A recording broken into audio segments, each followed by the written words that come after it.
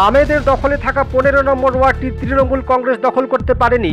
মাত্র 137 ভোটে এই ওয়ার্ডের জয় ছিনিয়ে নিয়েছেন সিপিআইএম এর সন্ধ্যারানী মণ্ডল।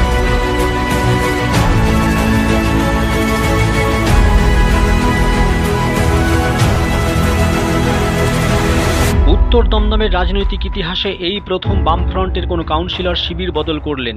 সিপিএম এর দখলে থাকা একটি মাত্র আসন 15 নম্বর ওয়ার্ড এবার তাদের হাতছাড়া হলো কাউন্সিলর সন্ধ্যারানী মণ্ডলের সৌজন্যে।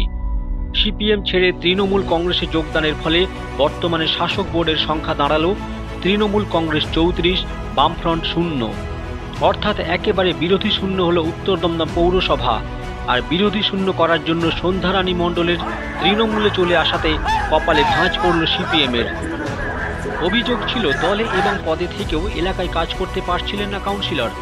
যেখানে সাধারণত শাসক দলের বিরুদ্ধে অভিযোগের আঙুল ওঠে, এখানে সম্পূর্ণ বিপরীত চিত্র। 15 নম্বর ওয়ার্ডের উন্নয়নে বাধা স্বয়ং সিপিএম নেতৃত্বই। গত 22 সালে যে ভোট হয় সেই ভোটে আমি জিতেছি জনগণের ভোটে। যেই পার্টির হয়ে জিতে এসেছিলাম সেই পার্টির যেই লোকগুলো আমাকে নির্বাচনে দাঁড় করিয়েছিলেন সেই প্রতিটা লোক আমাকে দীর্ঘদিন আমার এই এলাকায় উন্নয়নমূলক সমস্ত কাজ থেকে আমাকে ব্যাহত করেছেন। নিজেদের স্বার্থ সুবিধার জন্য আমাকে সব সময় যে কোনো কাজে বাধা দিয়েছেন। সমস্ত কাজ থেকে আমাকে সব সময় বলা হয়েছে এটা করা যাবে না, এটা হবে না। কিন্তু আমি জনগণের জন্য যে শপথ নিয়েছিলাম সেই শপথে আমি অঙ্গীকারবদ্ধ।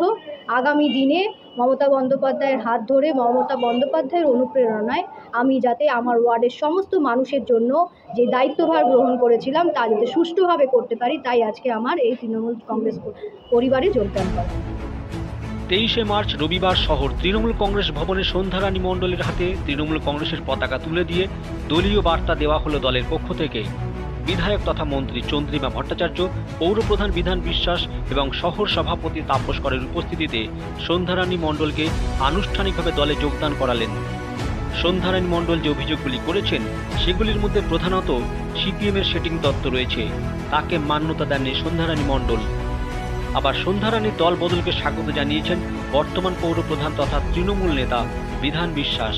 আপনি এতদিন বিরোধী ছিলেন, বিরোধী থেকে যে স্লোগান তোলেন, আপনার তো অবশ্যই দাবি দাওয়া ছিল নিশ্চয়ই এলাকার সমস্যা নিয়ে। আজকে শাসক হলেন, আপনার কাজটা কেন ত্বরান্বিত হলো? একদমই। আমি বিরোধী থাকা সময়কালেও আমার পৌরসভার চেয়ারম্যান সাহেব বিধান বিশ্বাস মহাশয় এবং বিধায়ক চন্দ্রিমাদি সকলের সহযোগিতায় আমি কিন্তু সুষ্ঠুভাবে ওয়ার্ডে কাজ করতে চেয়েছিলাম। কিন্তু ওয়ার্ডের যেই অ্যালটমেন্টগুলো আমরা পাই আপনি জানবেন, সেই অ্যালটমেন্টগুলো যখনই আমি কাজ করতে যাচ্ছি, আমি আমার শাসক কর্তৃপক্ষ যারা বর্তমানে রয়েছেন তাদের তরফ থেকে কোনো বাধা আমি পাইনি। কিন্তু উপরন্তু আমি যেই দল বিলং করছিলাম সিপিআইএম পার্টি, সেই দলের যারা কর্মকাণ্ড এখানে রয়েছেন তারা আমাকে আমার কাজকে বিরত করার জন্য নানা রকমভাবে আমাকে কালিমালিপ্ত করার জন্য চেষ্টা করেছে। একদমই বারংবার জানিয়েছি, দলের রাজ্য নেতৃত্ব, দলের সমস্ত নেতৃত্ব যারা এখানে আছেন তাদের সবাইকে জানিয়েছি।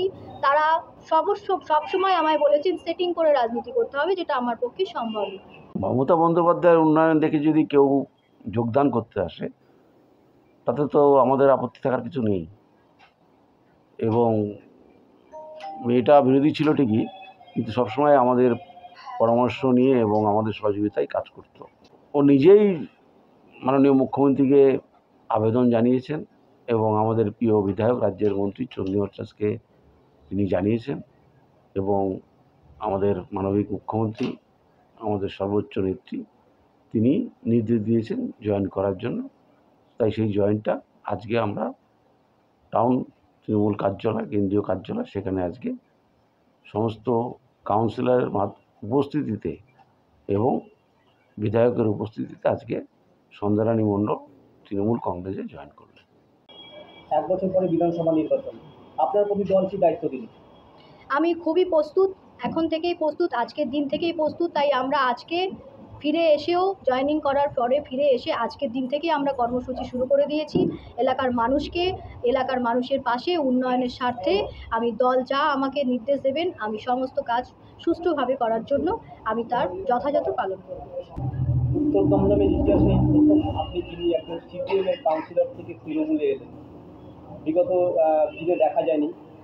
কুম্ভে একা দাঁড়িয়ে আজকে আপনি বিরোধী শূন্য করে দিলেন, এটা কি আপনার প্রতি কোনো বিবেকের তাড়না কাজ করছে? দেখুন, এখানে আমার বিবেকের কোনো তাড়না নেই। আমি ঠান্ডা সুস্থ মাথায় আমি সুন্দরভাবে যেই দলে আমি কাজ করতে পারছিলাম না সেই দল আমি পরিত্যাগ করেছি। আগামীতে আমি যাতে সুষ্ঠুভাবে কাজ করতে পারি তার জন্য আমার এই সিদ্ধান্ত।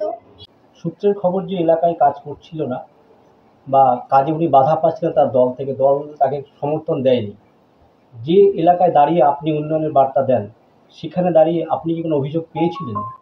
না, অভিযোগ বলতে ও সবসময় বলতো যে সিপিএম তারা মানে মানে যারা সিনিয়র সিপিএম এবং নতুন সিপিএমের মধ্যে যে গণ্ডগোল, ঠিক তার মধ্যে ও মানিয়ে উঠতে পারছিল না এবং তাই আজকে দল চেঞ্জ করে ও এসছে। এবং শুধু তাই নয়, রাজ্যেও শূন্য, উত্তর দমদম পৌরসভায় সিপিএম শূন্য। আমার কাছে 34টা ওয়ার্ডই যেমন সমান, 15 নম্বর তো আর বাইরের না। অতএব উন্নয়নের যে কাজ হচ্ছে 34টা ওয়ার্ড জুড়েই একই রকমভাবে হবে।